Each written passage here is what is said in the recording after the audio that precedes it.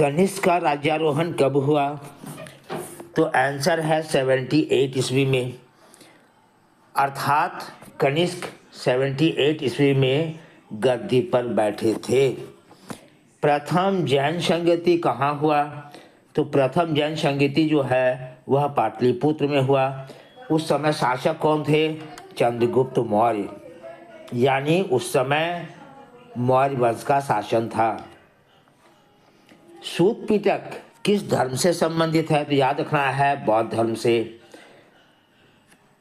मेगास्थनीज किस देश का रहने वाला था? तो मेगास्थनीज जो है यूनान का रहने वाला था। इसके पहले भी आप लोगों को बताया था मैं कि मेगास्थनीज जो है वह यूनानी शासक सेल्यूकस निकेटर का राजदूत था। सेल्यूकस निकेटर ही उनको चंद्रगुप्त मौर्य के दरबार में अपना राजदूत बनाकर भेजे थे। हड़प्पा सभ्यता में पाए गए सबसे लंबे अभिलेख में कितने चिन्ह हैं? तो आंसर है 26 चिन्ह है। यानी हड़प्पा सभ्यता में जो सबसे लंबे अभिलेख पाए गए हैं उसमें चिन्हों की संख्या है 26। किस हड़प्पा स्थल का दुर्ग दीवारों से घिरा हुआ नहीं है?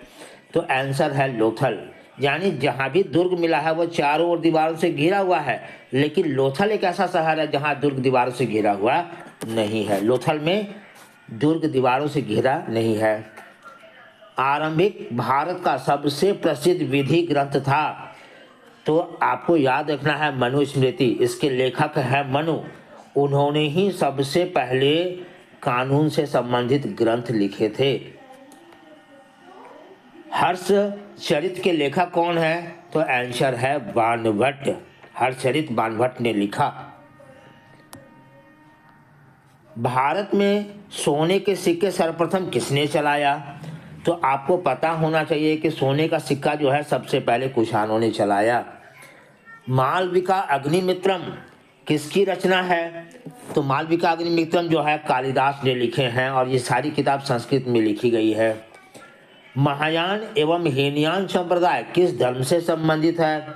तो याद रखना है कि ये बौद्ध धर्म से संबंधित है। महायान और हीनयान ये दोनों ही बौद्ध धर्म के शाखाएं हैं।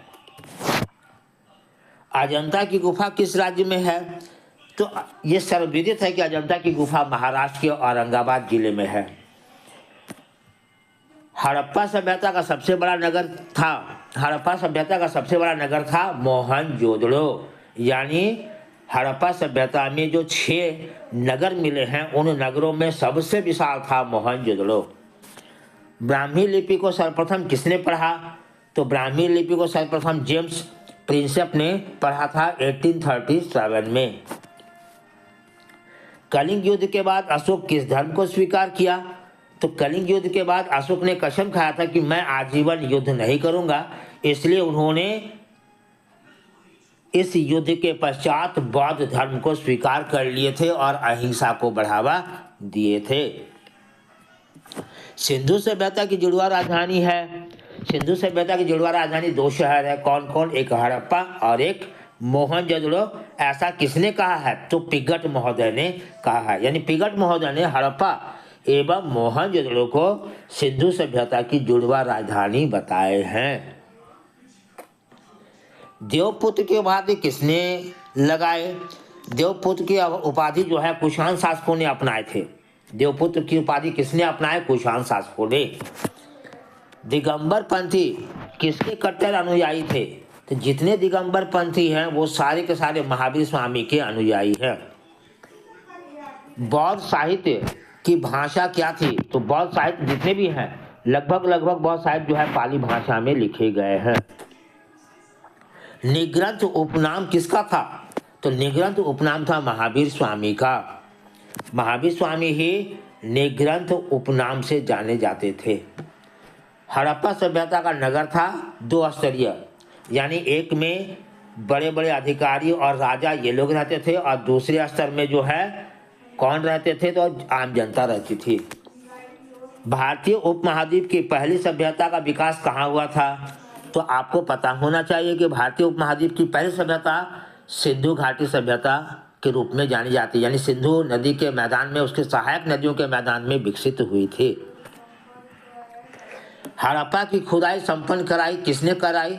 तो आंसर है, ऐसे मेन आंसर है दयाराम साहनी, लेकिन इनमें बिष्ट और व्हीलर भी मदद किए थे, अर्थात आंसर हो जाएगा सभी। हड़प्पा की खुदाई में दयाराम साहनी, बिष्ट और व्हीलर सबका योगदान है। कलकत्ता में एशियाटिक सोसाइटी की स्थापना किसने किए? तो आंसर है सर विलियम जोन्स। कलकत्ता में एशियाटिक सोसाइटी की स्थापना किसने की है? आंसर है सर विलियम जोन्स। स्वर्ण काल के नाम से कौन सा काल जाना जाता है? तो आपको पता होना चाहिए कि गुप्त काल को भारतीय इतिहास का स्वर्ण काल कहा जाता है। अभिलेख के आधार पर अशोक का इतिहास किसने लिखा? तो अभिलेख के आधार पर अशोक का जो इतिहास है वो है भंडारकर महोदय ने लिखे। भंडारकर महोदय केवल अभिलेख का सहायता लिया और उन्होंने अशोक के सारे इतिहास को लिखित रूप में तैयार किए। मौर्य काल का सर्वाधिक महत्वपूर्ण नमूना है स्तंभ। मौर्य काल का सबसे अद्भुत नमूना, सबसे माने आकर्षक, सबसे लोकप्रिय नमूना क्या है? तो स्तंभ है। समुद्रगुप्त की जानकारी किससे मिलती है? तो हमें समुद्रगुप्त की जानकारी मिलती है प्रयाग प्रशस्ति से, जिसके लेखक कौन है? हरिसेन। इस प्रयाग प्रशस्ति से हमें यह जानकारी मिलती है कि समुद्रगुप्त अपने जीवन काल में 100 से भी अधिक युद्ध किए, लेकिन किसी भी युद्ध में उन्हें हार का सामना नहीं करना पड़ा। अर्थात प्रयाग प्रशस्ति समुद्रगुप्त के विजय अभियानों का उल्लेख करता है। नवरत्न किस शासक के दरबार में रहते थे? तो नवरत्न जो है चंद्रगुप्त द्वितीय के दरबार में रहते थे। चंद्रगुप्त द्वितीय को विक्रमादित्य के भी नाम से जाना जाता है। यानी नवरत्न कहाँ है? तो चंद्रगुप्त द्वितीय के दरबार में रहते थे। अभिज्ञान शाकुंतलम, ये भी किताब जो है किसकी रचना है? तो याद रखना है ये भी किताब कालिदास की है ना। और ये भी किताब जो है संस्कृत में लिखी गई है। अभिलेख की शुरुआत किस शासक ने किए? तो भारत में सबसे पहले अभिलेख लिखने का कार्य जो है अशोक ने करवाए थे, और अशोक को यह कला ईरान के शासकों से मिली थी। ईरान के शासक भी अभिलेख लिखते थे, वहीं से अशोक ने अभिलेख लिखने की कला को अपनाए थे और अपने देश में इसे शुरू किए थे। किस शासक को प्रियदर्शी एवं देवानाम प्रिय कहा गया है? तो आपको पता होना चाहिए प्रियदर्शी और देवानाम प्रिय जो है सम्राट अशोक की उपाधि है। उन्होंने अपने जीवन काल में प्रियदर्शी और देवानाम प्रिय की उपाधि धारण किए थे। जय हिंद बेटा।